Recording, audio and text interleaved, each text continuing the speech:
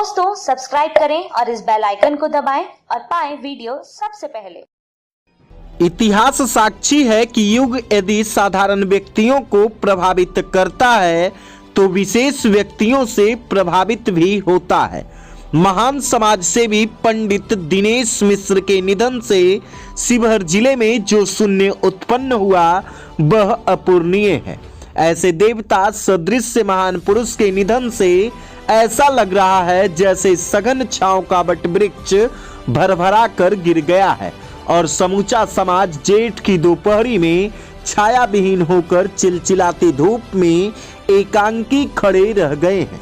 समाज सेवी व शिक्षक पंडित दिनेश मिश्र के निधन पर एक शोक सभा आयोजित की गई, जिसमें दिवंगत आत्मा की शांति के लिए प्रार्थना की गई, जिसमें स्थानीय पंचायत समिति सदस्य के प्रतिनिधि नंदेश्वर झा, पूर्व पंचायत समिति सदस्य महेश्वर मिश्र ने कहा कि पंडित श्री दिनेश मिश्र का सानिध्य समाज के सभी वर्ग के लोगों के लिए ईश्वर का विशेष आशीर्वाद रहा।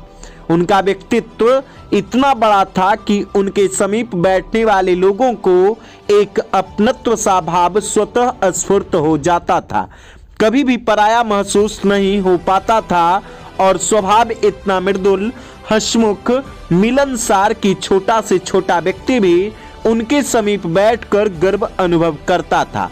आपको बताते चले कि पंडित दिनेश मिश्र का जन्म बिहार के शिवहर जिले के पूर्णिया प्रखंड क्षेत्र अंतर्गत बराही मोहन गांव में 2 जनवरी 1934 को हुआ था और शिक्षक के रूप में उन्होंने 11 अक्टूबर 1959 को योगदान दिया था।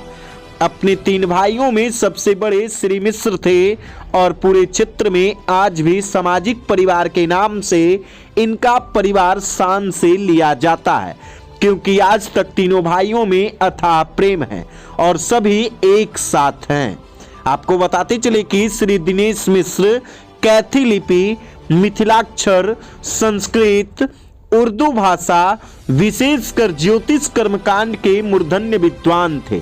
शब्द हो या मात्रा, वाक्य हो या पूरा लेख, हर सूक्ष्म बात उनकी नजर से गुजरकर स्वर्णाक्षर में परिणत हो जाता था।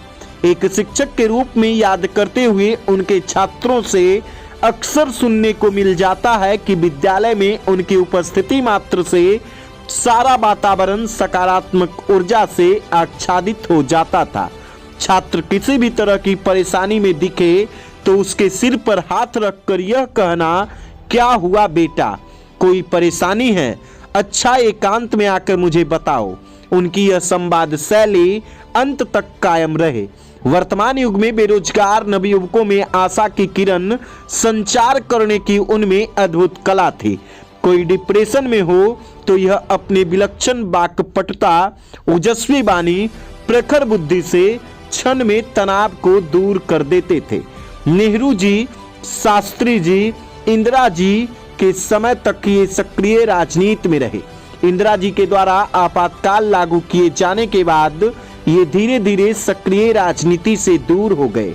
दल बदल, जाति, धर्म आधारित राजनीति को देखकर व्यथित होकर कहते थे, अब श्री बाबू और जयप्रकाश लोहिया जैसे लोग नहीं मिलेंगे। दिनेश मिश्र जैसे लोग एक युग बनकर आते हैं और जाते जाते पूरा युग अपने साथ लेकर चले जाते हैं। ऐसे ही एक स्वर्णिम युग का अंत हुआ। वे लोग परम सौभाग्यशाली हैं जिन्हें उनका सानिध्य मिला। जीवन के अंतिम पड़ाव में भी समाज सेवा का वही जज्बा था। गांव के मंदिर निर्माण में इन्होंने अपनी अहम भूमिका निभाई।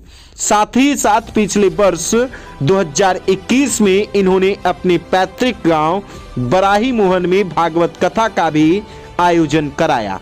शोक सभा के मौके पर शिवहर जिले के कुंदन कुमार मिश्र, विद्यानंद मिश्र, अश्विनी कुमार मिश्र समेत दर्जनों लोग मौजूद रहे।